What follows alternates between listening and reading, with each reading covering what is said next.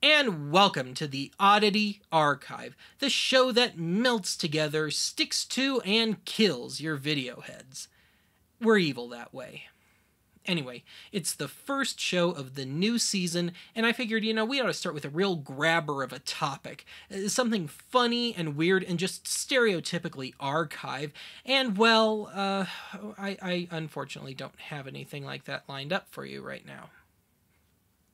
You hear that? That's the sound of our ratings crashing. Anyway, I figured since I don't have a real awesome topic lined up for you, that I'd share with you how I spent my summer, and it's on something that's just been burning up my increasingly precious brain cells lately. Today, we're going to take a deeper look at the first significant videocassette format, the U-Matic, and how it wrecked my summer. Even though it's only July.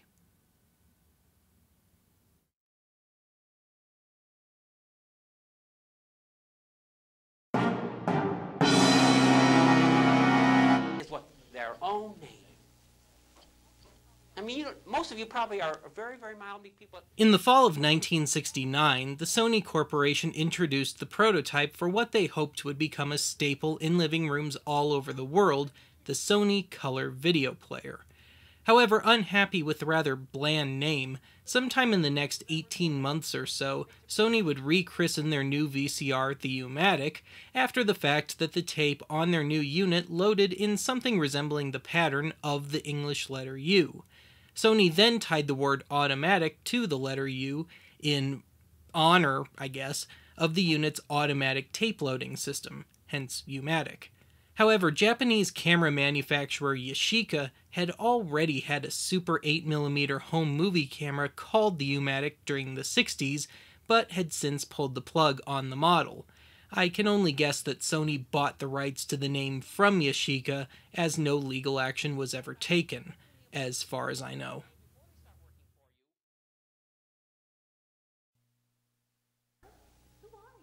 In 1970, while still in development, Sony licensed Panasonic, JVC, 3M, and a few other companies to manufacture this new tape, and to a lesser degree, the actual VCRs. More importantly, the final design of the tape and cartridge were developed and agreed upon in advance by these companies, something of a rarity. At its most basic, the tape itself would be manufactured similar to existing video and audio tape, read maybe not the greatest, more on that later.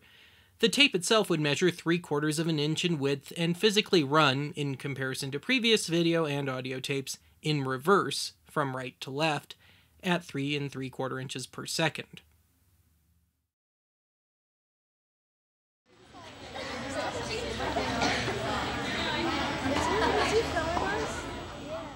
With everything in order for this new VCR, in September of 1971, Sony issued the VP-1000, or VP-1100 in Japan. One little problem, though. The VP-1000/1100 was only capable of playback, which became an even bigger problem given that there were no readily accessible, pre-recorded tapes out there quite yet. Indeed, technically speaking, the VP-1000 and 1100 are actually VCPs, not VCRs. Depending on your source, it took Sony until either the end of the year or sometime in 1972 to put out a U-Matic capable of recording, namely the VO-1600.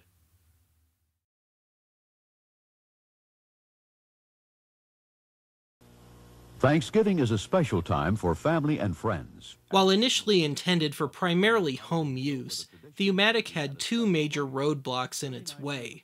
First, the VCR measured some 2 feet across by 17 inches deep by about 9 inches tall, not to mention weighing in at around 70 pounds.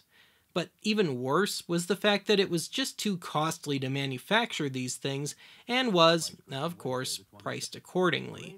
Indeed, with a price tag starting at around $1,400, in 1971, $72, the U-Matic was well out of reach of not just the average consumer, but also most enthusiasts and early adopters.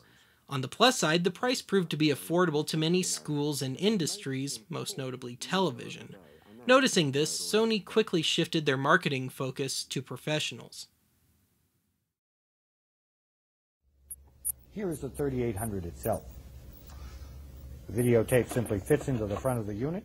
In 1974, Sony introduced the VO3800 and the accompanying U-Matic S or small type video cassette. These units were intended for professionals and students to carry around with them, at 30 plus pounds, for on-location footage. With this new type of cartridge, Sony was forced to slightly revise their standard U-Matic VCRs with adapters. Those with earlier models were forced to either invest in the new Sony KCA-1 S-type adapter or hire a professional to modify the existing carriage on their VCRs.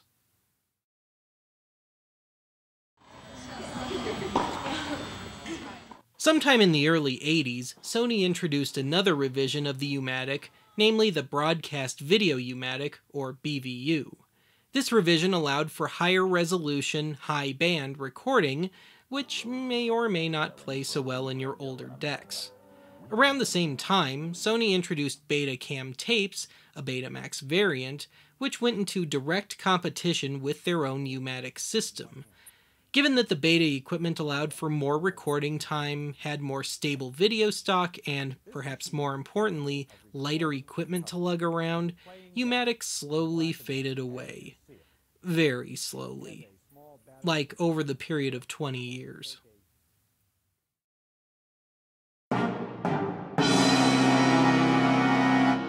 In the first Format Wars episode, I half-jokingly commented, "Bleed and over-exaggeration were the norm." Well, there is a certain degree of truth to that.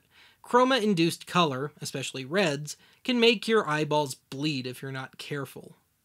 Another drawback of the format was a problem faced by a lot of earlier videotape formats. The tape manufacturers hadn't quite fine-tuned the oxide levels and stuff on the stock, leading to a certain type of decay over time.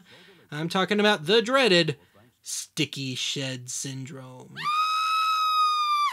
Over time, especially if stored in hot and or humid climates, the tape begins to stick to itself and your equipment and sheds oxide in the process, leading to unplayable tapes and, worse yet, tape oxide melted onto your VCR's video head assembly, and rollers, and everything else.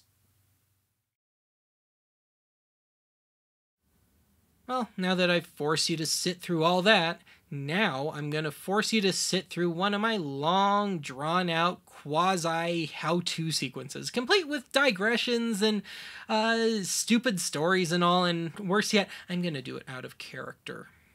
So, consider this to be your complete idiot's impractical guide to the U-Matic.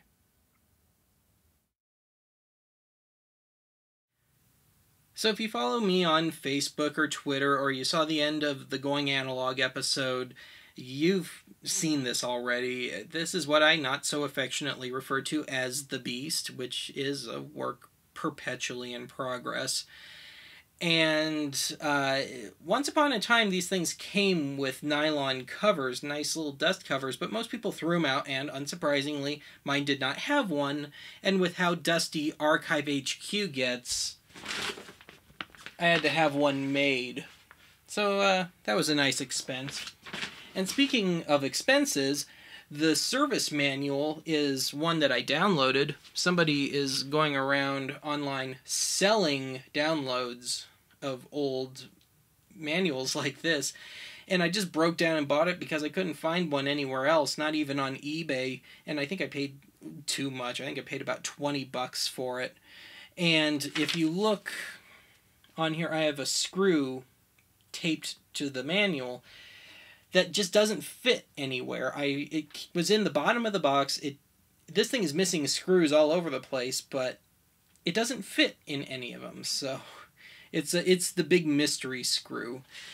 And then, at least for everything that was wrong, at least it came with the original owner's manual. And you'd think that it would go into a little more depth, but it really doesn't. It looks a lot heavier than it really is. It goes into signal flow, and that's about it. In spite of all the text and stuff, it really doesn't go terribly deep. It helps with the functions, but that's about it. It doesn't tell you much of anything about cleaning or maintenance. Certainly not repair. Obviously, that's what the service manual is for, so at least it came with this. That made me happy. Now, once upon a time, there were little bricks, I guess you could say, that fit in the front. I've seen pictures of them to fit as a dust cover because the cartridge is just open all the time. Didn't have one, couldn't find one. I'm still on the lookout for one. But this came with it. It's a piece of very thin cardboard covered in purple fabric and surprisingly well stitched.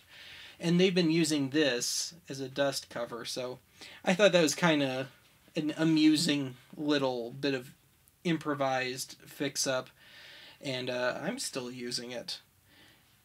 So let me get into another one of my boring stories here.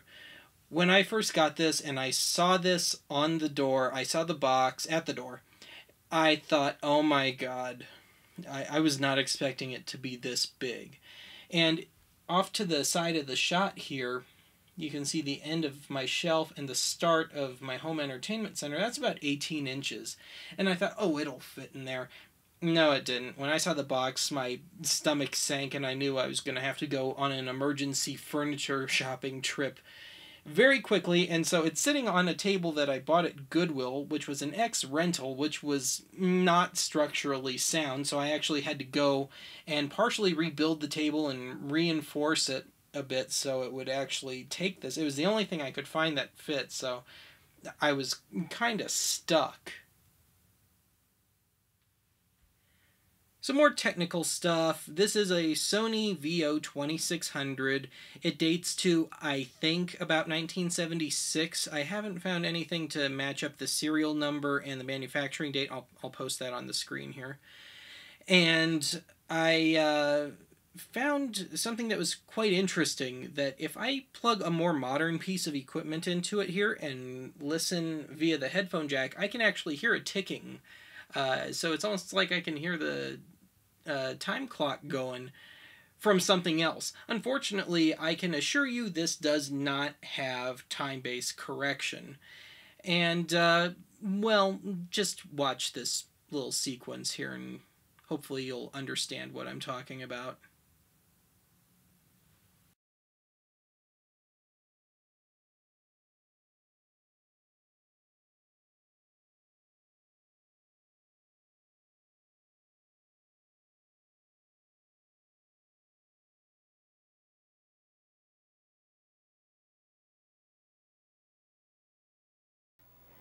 What happened to the idea of dramatizing the sales secrets? Oh, we'll act them out on the network. All the various ways What happened to the idea of dramatizing the sales secrets? Oh, we'll act them out on the network. All the various ways that successful salespeople use the sales sequence plan and explain the pride pack. What happened to dramatizing the selling secrets? Oh, we'll act them out on the network. All the various ways that successful salespeople use the sales sequence plan and explain the pride pack.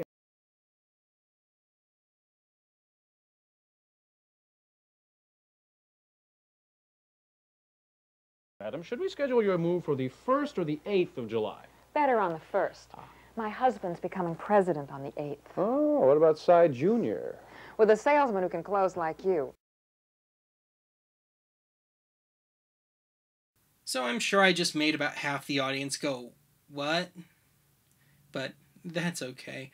I really like rubbing in how hard it can be to make archives sometimes because I'm such a sweetheart. But I wanted to show you some of the cables here and just some of the basic stuff. If you saw the end of Going Analog, you already saw this. This is a UHF PL259 cable, and this is what the video out and in on the VCR is. And these haven't been in use for quite a while, at least in terms of video. They're still used for CB radio and ham radio, which I guess are more or less one and the same anyway. But it's it was kind of a shocker, so I've been kind of stockpiling this stuff, even though I don't really need to. I like having the parts handy just in case. Now, what I do to make this modern is I ordered a whole bag of these because it was cheaper to order a whole bag than just 2 of them. But on one side, it's PL259 UHF, and on the other it's RCA. So this just went in the back of the VCR, and I hook a modern RCA composite cable, and that's what this is running along the top right of the screen. It's just a standard modern RCA cable. The audio jacks on this thing are standard RCA. I don't think there was stereo TV yet in the mid-70s, but I'm sure like people would make backup masters of albums and stuff on U-Matic tapes, so I'm pretty sure it was used more for audio-only purposes. And since we're here and we're discussing parts, we might as well discuss the most important part, the tape itself. And this is actually new old stock that I purchased knowing I was going to get one of these units at some point. I've had this for a little longer than the VCR. But they come in these nice big archival cases and these little notches, so you can stack them or put them library style, and they kind of hook together.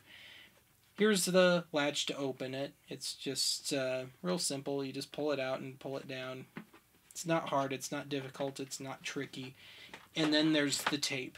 The big, nasty tape. This thing is huge. And to put this in a little perspective, here is the U-Matic S variant I was talking about, same case, and these are about, at least around, the same size as a VHS tape. They're a bit thicker, but in terms of just going around, it's about the same.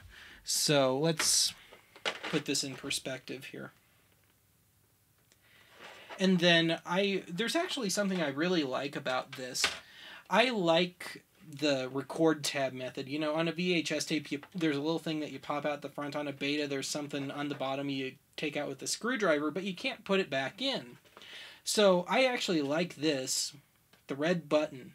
When this button is in the tape, you can record.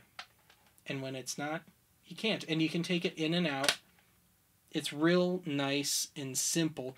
And what's even better than that, well, maybe not even better, but another nice thing with the cases, there's even a nice little hole that you could store it in for later use.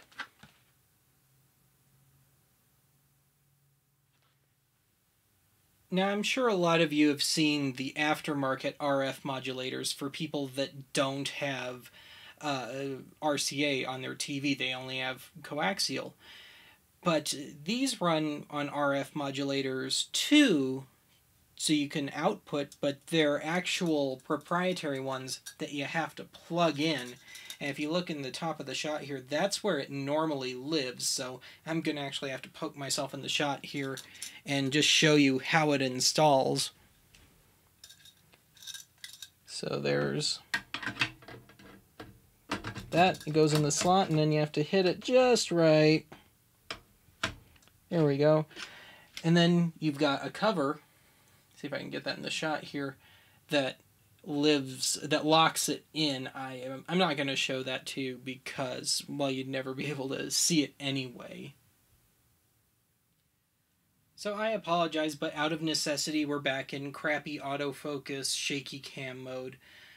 Nothing but the finest from me, but I wanted to show you how the thing threads up as best as I can and get a closer look at the controls, and really the only way to do that is to pick up the camera and just do it. So on that note, let's fire this thing up. The beast is alive. And then eject, it springs up just like any top loader. In fact, before I do that, let's go through this real quick. Record, you can dub audio, you can overdub audio. If you do video on just one channel, you can go back and overdub the second channel of audio, and which I've had people do on tapes before for technical reasons as opposed to creative. And input select, line or TV, it's always line for me. Input, no, that's limiter, which limits the peaks in the audio, and boy does it peak, so I leave that on too. And then you've got just manual tracking control and audio control, which you have to set manually, and that's where the headphone jack comes in, right here. So before I record anything into it, I have to just do a dry run, put it into record mode, Not actual recording. I'd have to hit these two buttons, but just record so it can monitor. And then I have to go with headphones and just listen to make sure that the channels are good and level. So let's get down to business here. Eject, like any other top loader. The big, nasty tape. And it's gonna immediately let out some slack once I put it down. And then the thing comes to a stop. And then you're gonna find out why this is called U-Matic. So we hit forward, not play, there is no play, it's just forward. And you'll again find out why it's called U-Matic.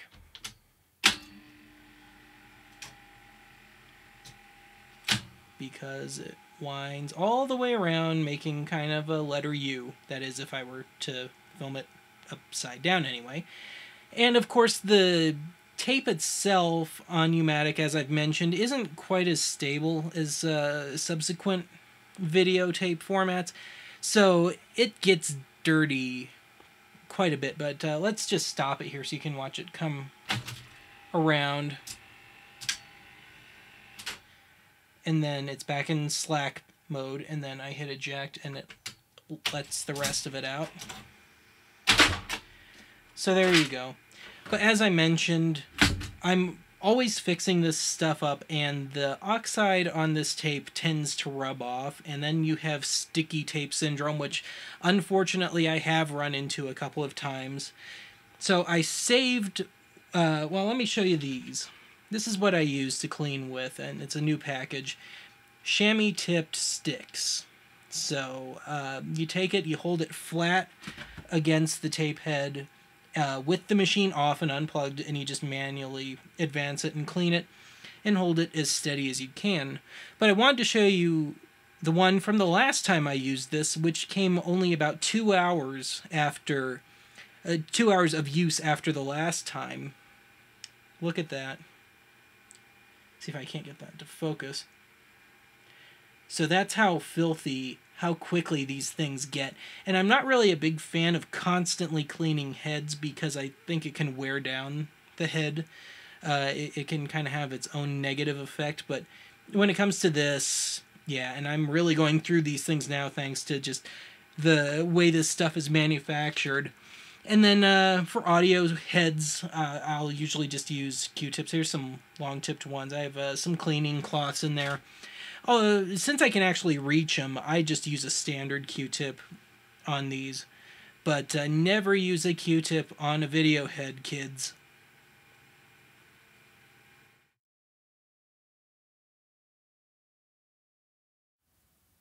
Well, that's it for today's archive. Join us next time when I demagnetize Archive HQ. Completely. Unintentionally.